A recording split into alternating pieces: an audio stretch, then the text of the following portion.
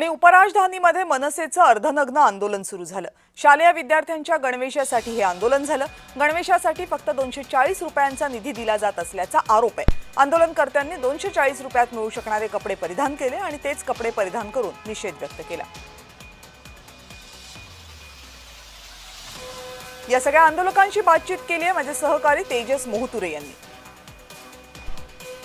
शालेय गणवेशासाठी महाराष्ट्र नवनिर्माण सेनेने अनेक आंदोलन जे आहे ते नागपुरात करत आहे। एकूणच जर बघितलं असेल तर जे आहे ते शालेय विद्यार्थ्यांचे अपूर्ण कपडे घालत जे आहे ते भीक मागत आंदोलन करत आहेत। आपल्यासोबत जे आहे बघितलं असेल तर मनसेचे कार्यकर्ते आहेत, पदाधिकारी आहेत, त्यांच्याशी आपण संवाद साधण्याचा प्रयत्न करू। काय सांगाल एकूणच जे बघितलं असेल तर आंदोलन जे आपण अनोख्या पद्धतीने करत आहे, काय आपली मागणी जी आहे ते सरकारपुढे असणार आहे?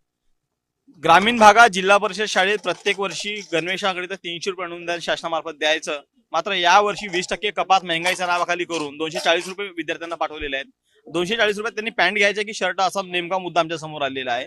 आणि मला कसं वाटतं की या माध्यमातून शासन जाणीवपूर्वक जे शासकीय शाळा आहे त्या बंद पाडण्यासाठी हा उद्देश कट शिक्षण मंत्री रचत आहेत। खाजगी शाळांकडे हा जो वाढता धाव आहे याच हलगर्जीपणामुळे जाणीवपूर्वक का बरं असं 300 रुपयाच्या 240 रुपये शासनाला द्यावं लागलं?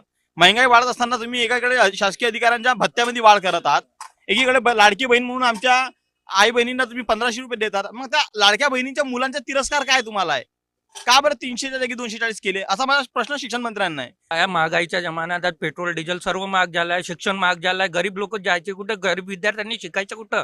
गरीब विद्यार्थ्यांचे इतकं पूर्णपणे ढासाळपणा करत आहे, त्यांच्यावर भीक मागण्याची वेळ आणत आहे। शिक्षण मंत्री एवढे आपले करोडो रुपयाचे आपल्या मुलांना करोडो रुपयाच्या शाळेत टाकतात आणि गरीब विद्यार्थ्यांनी फक्त भीक मागण्याची पाळी या शिक्षण मंत्र्यांनी आणलेले आहे। एकूणच जर बघितलं तर गणवेशात जो आहे तो गोंधळ निर्माण झालेला आहे। एकूणच जर बघितलं असेल तर या संपूर्ण विषयाला घेऊन जे ते मनसे आक्रमक झाल्याचे चित्र दिसत आहे।